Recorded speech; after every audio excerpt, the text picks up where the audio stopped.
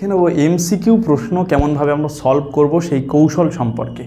MCQ প্রশ্নের ক্ষেত্রে আমাদের কি করতে হবে, প্রথমে সম্পূর্ণ প্রশ্নটা পড়তে হবে। অনেক সময় অনেক বড় প্রশ্ন আমরা ওভার এক্সাইটেড হয়ে যাচ্ছি, হয়তো কোনো একটা ওয়ার্ড বা কোনো একটা লাইন দেখেই আমরা নিজেদের মতো উত্তরটা করে দিলাম, কিন্তু সেটা করলে চলবে না। প্রথমে আমাদের প্রশ্নটা খুব ভালো করে পড়তে হবে। দ্বিতীয় স্টেপে আমাদের কি করতে হবে, প্রত্যেকটা অপশানকে ভালো করে পড়তে হবে। ধরো একটা প্রশ্নের উত্তর হচ্ছে এতে যেটা আছে অপশান এতে সেটাও ঠিক, দেখা গেল বিটা ভুল, আবার সিতে দেখা গেল যে অ্যান্সারটা আছে সেটা ঠিক। এবার আমরা দেখব ডিতে দেওয়া রয়েছে যে এ ও সি সঠিক, এই দুটোই সঠিক দেওয়া রয়েছে, তাহলে কিন্তু আমাদের অ্যাকচুয়াল উত্তরটা হবে কিন্তু ডি।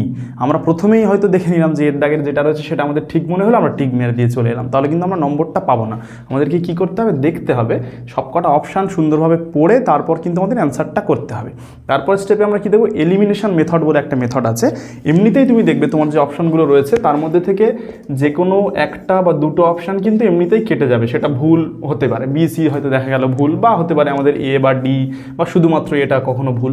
কিছু কিছু অপশান এমনিতেই এইভাবেই কিন্তু আমাদের কেটে যাবে।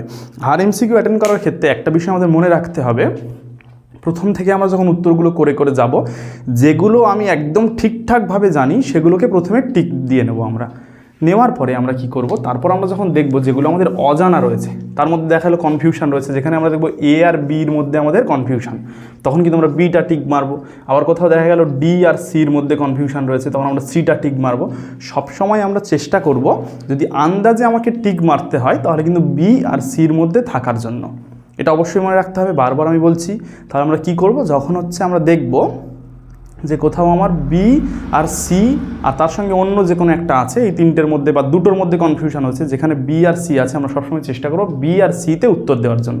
এবার একটা প্রশ্ন আমরা যখন অ্যাটেন্ড করছি তখন দেখা গেল কিছু সংখ্যক আমার বেশিরভাগ সংখ্যাই বি হয়ে গেছে, তাহলে বাকি সংখ্যাগুলো যদি আমাকে আন্দাজি মারতে হয় তাহলে আমি সবগুলো টিক দিয়ে সিতে টিক দিয়ে আসবো।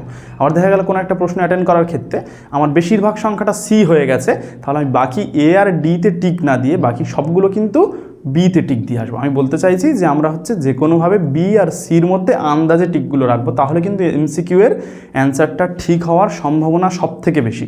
এছাড়াও সায়েন্টিফিক মেথড রয়েছে যেভাবে হচ্ছে আমি সঠিকভাবে টিক দিতে পারি এমসিকিউগুলো, সেটা নিয়ে একটা বড় ভিডিও আমরা করব, সেটা তোমরা অবশ্যই দেখে নিও।